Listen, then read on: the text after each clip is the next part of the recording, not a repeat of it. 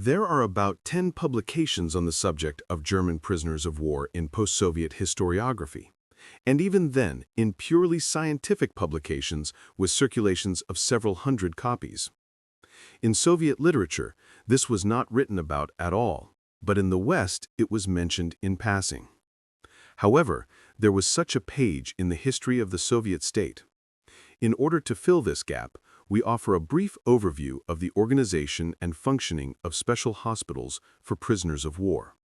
The beginning of the problem and Stalingrad. At the beginning of 1942, the number of German prisoners of war in the USSR was less than 10,000, and after the Battle of Stalingrad, Germans began to be captured by the Soviets in the tens of thousands. As for how many soldiers of the Wehrmacht and the Waffen-SS eventually fell into Soviet captivity, researchers have not come to a consensus.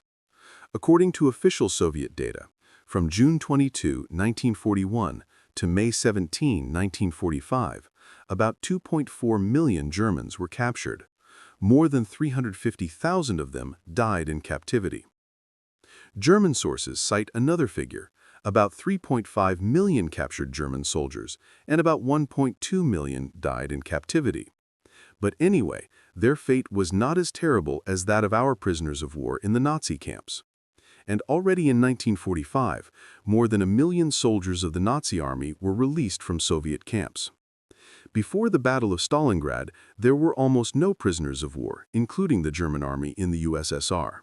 So in 1941, 9,000 Germans were captured. In 1942, a little more than 10,000. Therefore, there were no problems with the treatment of prisoners. After the defeat of the Stalingrad pocket and the surrender of the enemy group on February 2, 1943, about 240,000 captured Germans and their allies, Italians and Romanians, as well as workers of the Todt organization, were captured. According to the doctors of the Soviet hospitals of the Don Front, the condition of the prisoners of war was unsightly. All were diagnosed with vitamin deficiency, 70% with dystrophy, 60% with frostbite, and 10% were near death. At the same time, most of the prisoners had several diagnoses at the same time. According to German doctors, 40% of the prisoners of war needed immediate hospitalization, and even with proper treatment and nutrition, they were unlikely to survive. In addition, the Soviet rear could not digest such a large number of prisoners. As a result, of the 91,000 German prisoners of war captured directly in the Stalingrad cauldron, only 6,000 returned home to Germany, that is 6.6%. For rounding up, they began to use the figure 95% of those who died in Soviet prisoners of war camps. The figure is striking even in comparison with the death rate in German concentration camps. It should be noted that there was neither excessive concern for prisoners of war nor a special negative attitude towards them on the part of the Soviet troops. Nevertheless, Moscow scolded the command of the Don Front for its inability to save prisoners of war. But at that time, it was already in the process of disbanding, and the civil government in the liberated territory was only being organized. In the future, the lessons of Stalingrad were taken into account by the leadership of the USSR, and in the future, the Directorate for Prisoners of War and Internees easily digested the million contingents of prisoners and internees. As a result, of the 91,000 German prisoners of war captured directly in the Stalingrad cauldron, only 6,000 returned home to Germany, that is 6.6%. For rounding up, they began to use the figure 95% of those who died in Soviet prisoners of war camps. The figure is striking even in comparison with the death rate in German concentration camps. It should be noted that there was neither excessive concern for prisoners of war nor a special negative attitude towards them on the part of the Soviet troops. Nevertheless, Moscow scolded the command of the Don Front for its inability to save prisoners of war. But at that time, it was already in the process of disbanding, and the civil government in the liberated territory was only being organized. In the future, the lessons of Stalingrad were taken into account by the leadership of the USSR, and the Directorate for Prisoners of War and Internees easily digested the million contingents of prisoners and internees. Organization of special schools. The presence of weakened and exhausted prisoners of war raised the question of organizing special medical facilities, since the existing military hospitals were not designed for this and could not cope with the large number of prisoners of war. 3 evacuation hospitals were allocated for their treatment back in the spring of 1942. Number 1035th with 300 beds, number 1383rd with 500 beds, and number 3757 for 200 beds. The first hospital served the southwestern, southern, and Crimean fronts. The second, Volkhov, Kalinin, and western. The third, Karelian, Leningrad, and northwestern. In total, in 1942, 4,560 prisoners were admitted to special education. At the beginning of 1943, the flow of prisoners from Stalingrad forced the NKVD to transfer 7 hospitals, 5 in the Stalingrad area and 2 in the Tambov region, to the NKVD Directorate for Prisoners of War and Internees, which housed over 18,000 prisoners of war. At the end of 1943, the USSR People's Commissariat of Health allocated 33 evacuation hospitals with 30,000 beds for the care of prisoners of war.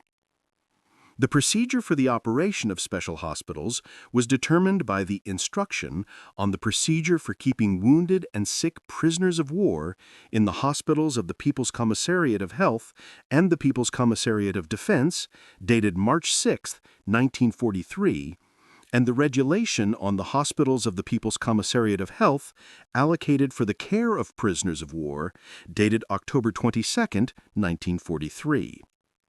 According to these documents, prisoners of war were treated under the same conditions as Soviet soldiers and commanders in military hospitals. The structure and features of special schools. Due to the specificity of the contingent, the organization of special schools was also special. Ordinary hospitals changed their internal and external appearance. Instead of beds, solid 2-tiered wooden bunks were often installed in the wards, and security structures were erected. First of all, the hospitals were divided into zones, each of which was surrounded by a fence covered with barbed wire. Booths and towers have been built at the gates and around the perimeter for permanent outdoor security.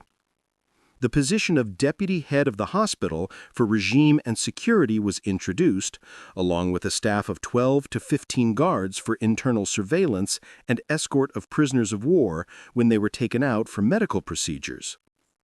In matters of regime, special accounting, protection, and operational services for prisoners of war, special schools reported directly to the head of the NKVD department of the USSR, and in other matters to the head of the special hospital. The exterior security was conducted by a specially allocated garrison of NKVD escort troops. Depending on the conditions of accommodation, the special schools had from 200 to 2,000 beds, or rather places. Party and educational work was an integral part of the hospital's activities. Its implementation had qualitative differences from other evacuation hospitals. In medical institutions for the special contingent, party educational work was divided into 2 lines according to purpose, for the special contingent and for the hospital staff. For prisoners of war of different nationalities, all political and educational work was limited mainly to reading out reports from the Soviet Information Bureau, conducting conversations and explanations on political topics with the help of translators. In those hospitals where there was no translator, the language barrier was overcome by patients who spoke several languages. Political newspapers in German, Italian, Hungarian, and Romanian, received from the center, also helped. In addition to political and educational work, cultural events were held for the personnel, amateur art was developed, and monthly wall newspapers were published. Screenings, film screenings, lectures, and reports were held. Problems and statistics. The special regime of special hospitals, the shortage of doctors, medicines, instruments, and medical equipment had a negative impact on medical practice. Hence, there was an unsatisfactory diagnosis of diseases, non-fulfillment of medical prescriptions, and other shortcomings in the treatment process. For example, the availability of X-ray rooms was 56%, physical education rooms 67%, dental offices 70%.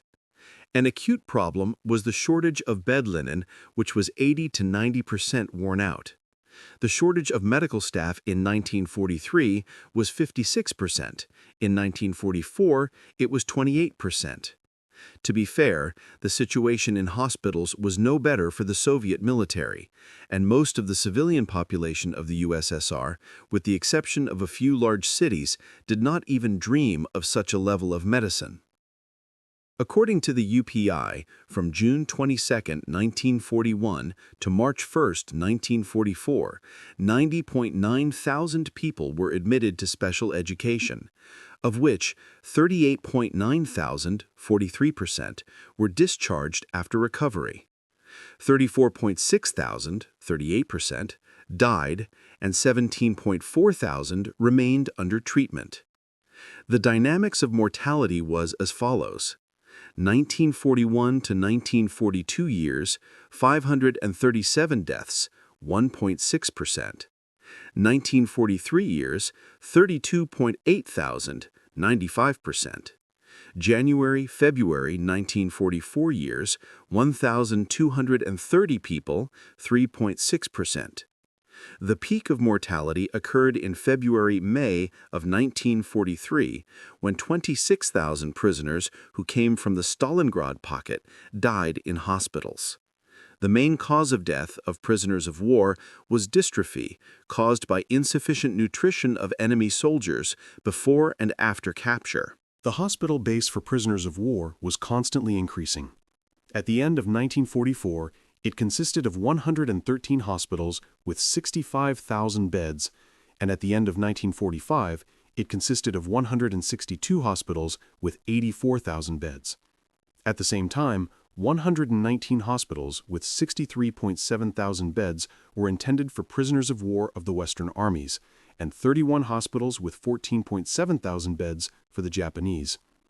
By the end of the war, almost 1 in 10 military hospitals served prisoners of war.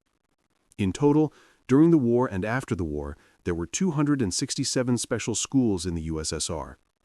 Despite the dynamic growth, the hospital network did not meet the actual needs. For this reason, former German infirmaries were allocated for the maintenance of wounded and sick prisoners. For example, during the Berlin operation, 56% of the wounded and sick were housed in former Wehrmacht hospitals.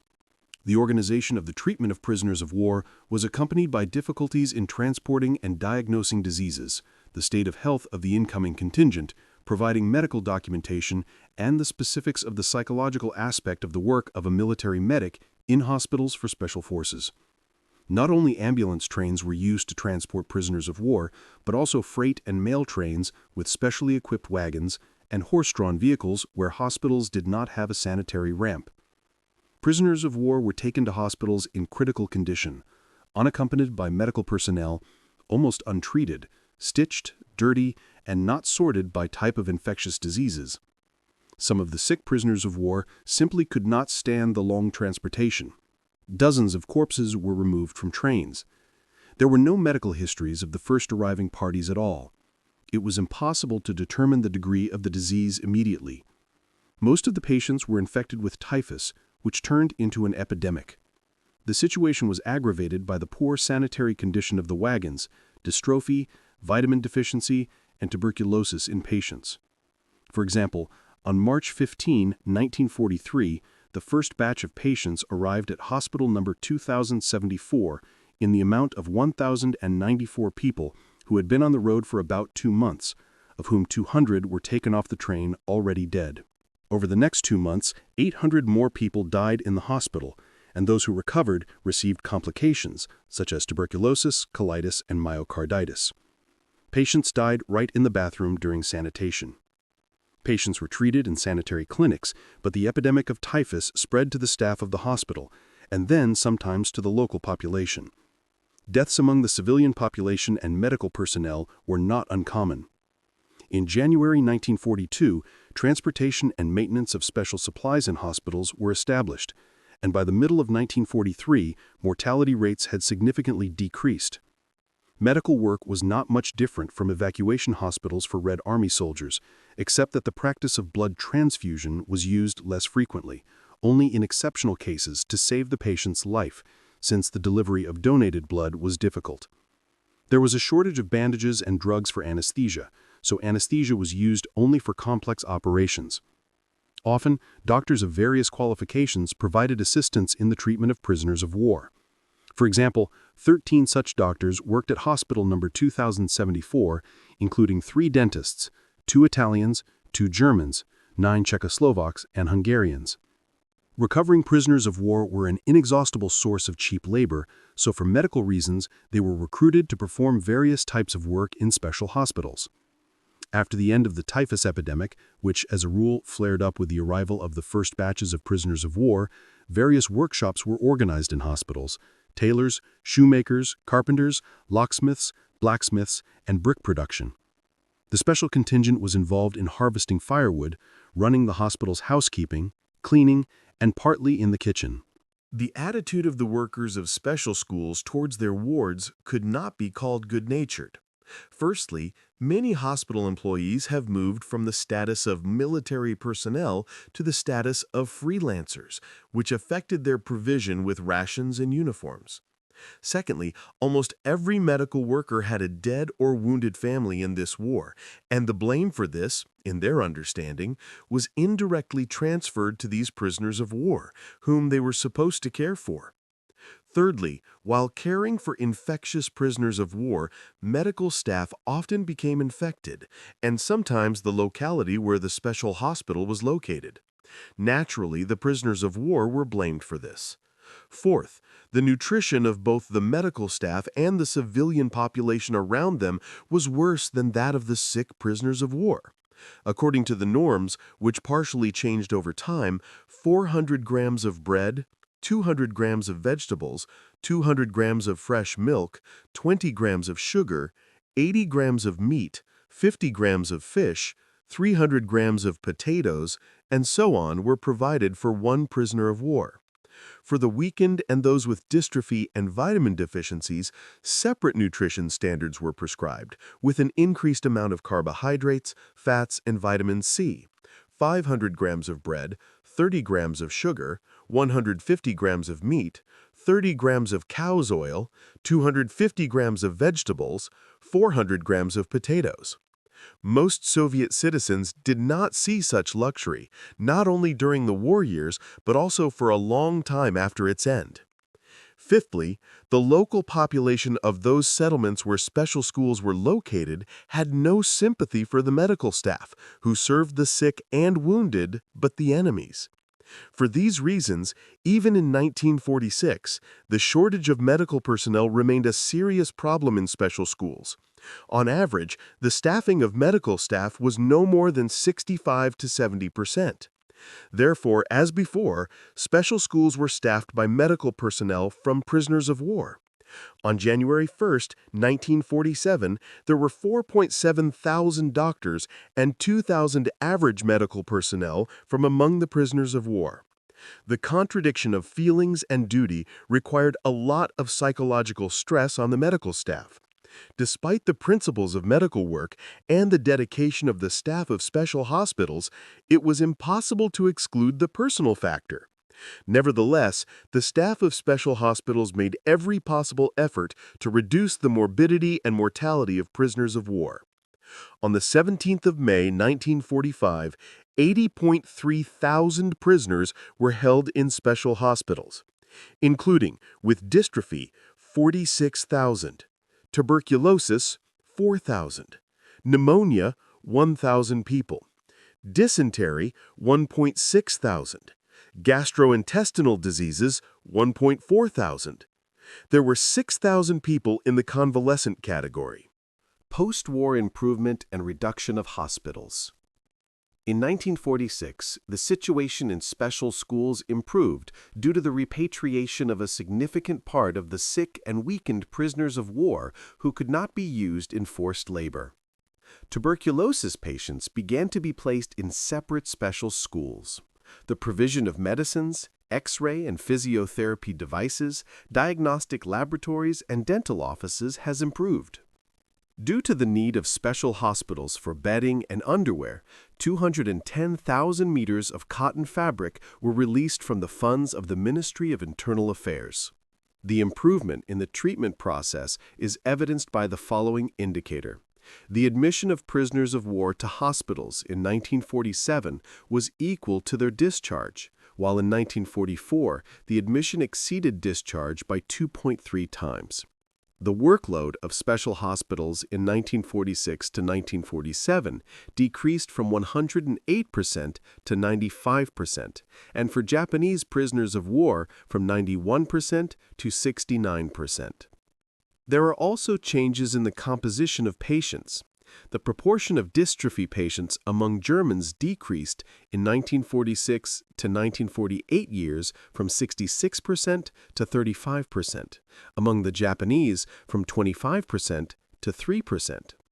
The sharp decline in the number of dystrophics was largely explained by their sending to their homeland. At the same time, the number of people with tuberculosis among Germans increased from 5 to 13%, and among Japanese decreased from 17% to 8%. To help such patients, special schools number 3099th, Stalingrad region, and number 5771st, Stalingrad, were redesigned. The post-war period was characterized by a reduction in the mortality rate of the special education contingent. If in 1946, 32.7 thousand people died in special hospitals, including 16.3 thousand Germans and 6.4 thousand Japanese, then in 1948, 17.5 thousand, including 14.7 thousands of Germans and 2.8 thousand Japanese. Thus, the death rate has almost halved. They were still dying of dystrophy and tuberculosis. At the same time, mortality from dystrophy decreased by 2.6 times and from tuberculosis increased by 7%. This dynamic was explained by the complexity of tuberculosis treatment. The mass repatriation of prisoners of war in 1948 and 1949 was accompanied by the disbandment of special schools, from 64 to 32,000 beds. If 118,000 people went through special education in 1948, then in 1949, 47,000.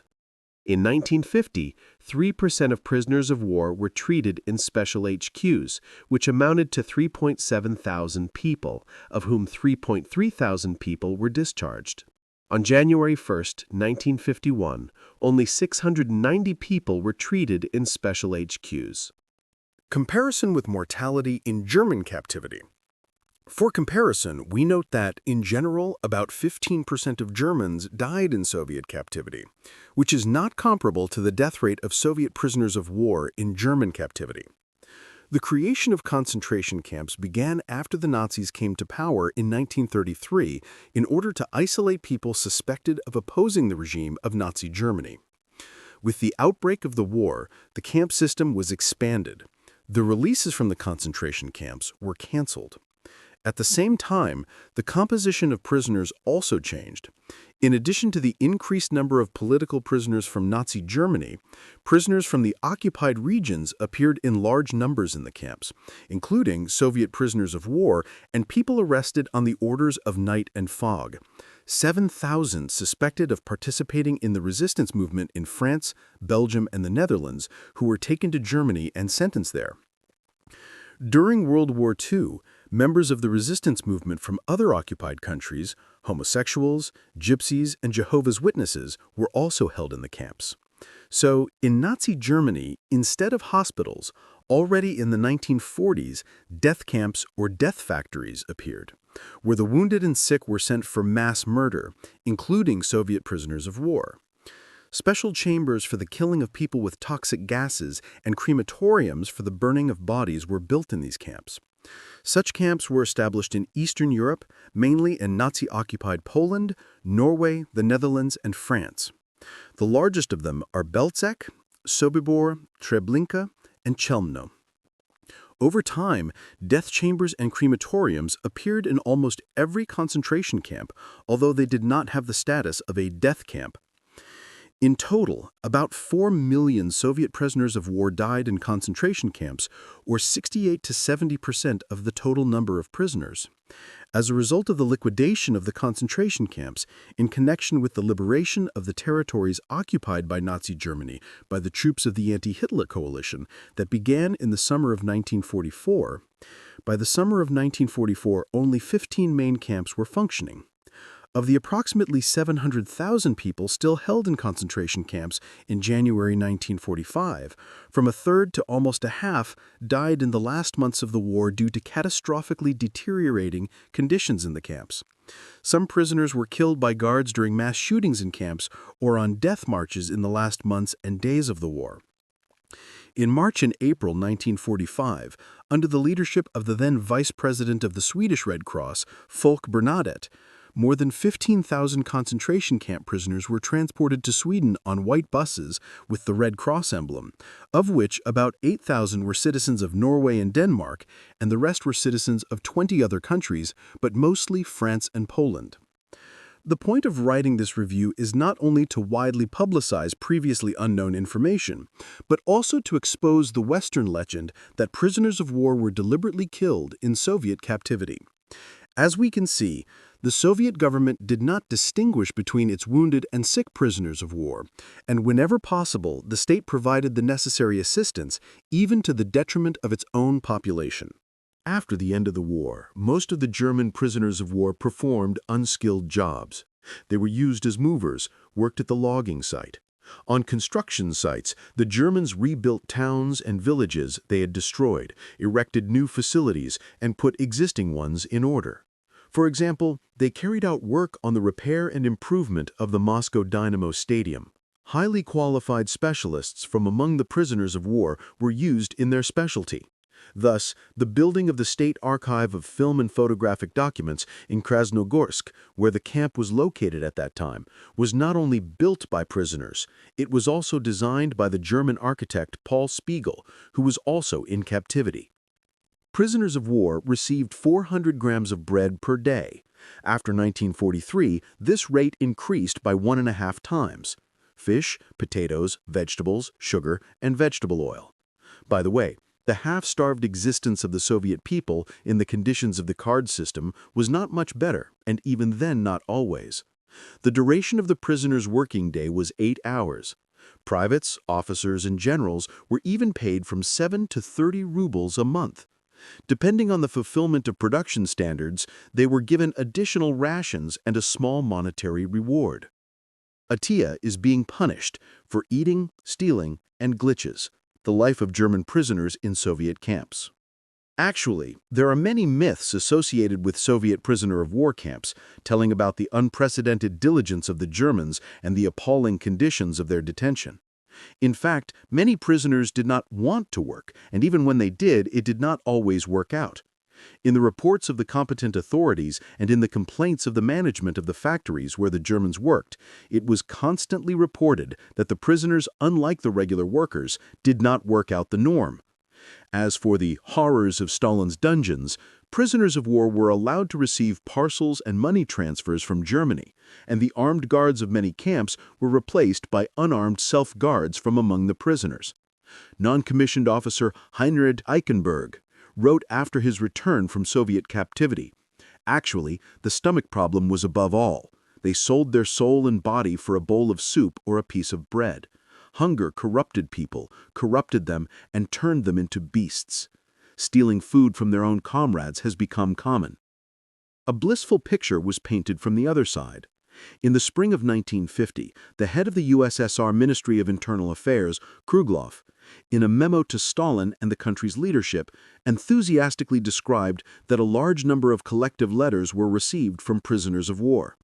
In them, they condemned their past and turned to Generalissimo I, to Stalin and the Soviet government, expressing deep gratitude for their humane treatment.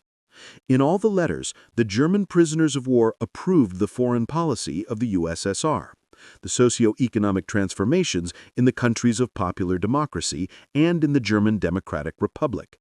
These letters from yesterday's enemies, confirming loyalty to the winner, were drawn up accordingly, as the minister wrote, by the best of the prisoners of war, masters of painting, woodcarving, and artistic embroidery. The main task of the NKVD and the Ministry of Internal Affairs in the prisoner of war camps was to create anti-fascist organizations. In 1943, the National Committee Free Germany appeared in the USSR. Its leadership mainly included German cultural figures and politicians in exile, as well as a few officers and lower ranks of prisoners of war. Among them was Count Heinrich von Einsiedel, a captured German military pilot and Bismarck's great-grandson. In captivity, he wrote an open letter in which he quoted the words of his great-grandfather, "Never go to war against Russia." In the committee, Graf was responsible for the publication of leaflets, becoming Commissioner for Propaganda. In the beginning, the organization had virtually no senior Wehrmacht officers, and it had little influence among the prisoners. At the end of the year, the Union of German Officers was established, which was headed by the captured General Walter von Seydlitz-Kurzbach. Many high-ranking officers gradually joined the organization, and the most prominent of them was Field Marshal Friedrich Wilhelm Ernst Paulus. The fate of the prisoners of war largely depended on the camp administration, so there were no problems with acquiring informants among this contingent. With their help, 78 cases of spreading provocative rumors and fascist propaganda were identified in 1943 alone. Unlike in the German camps, we were not shot for escaping. There was no specific system of punishments. They could give 10 years in camps, or they could limit themselves to 3 months in a penal unit. The return of German prisoners of war to their homeland was carried out in several stages. At first, the disabled and disabled were released, then soldiers and officers who did not serve in the SS, SD, SA, and Gestapo, and who did not take part in the Commission of War Crimes, who had a rank no higher than captain. In addition, an action was held, which had a pronounced propaganda character. In accordance with the directive of the USSR Ministry of Internal Affairs, German prisoners of war of all ranks who openly expressed their anti-fascist sentiments were sent home. The first prisoners of war repatriated from the USSR were not Germans, but Finnish military personnel. All Finnish prisoners held in Soviet camps were sent home after the USSR and Finland signed an armistice agreement in 1944. In April 1947, a conference of the foreign ministers of the USSR, the United States, and Great Britain was held in Moscow, at which it was decided to repatriate German prisoners of war before the end of 1948. The process, however, was delayed. In October 1955, after the visit of German Chancellor Adenauer to the Soviet Union and the establishment of diplomatic relations between the USSR and West Germany, the Presidium of the Supreme Soviet of the USSR issued a decree on the early release and repatriation of German prisoners of war convicted of war crimes. In accordance with it, the last prisoners were repatriated, about 14,000 people.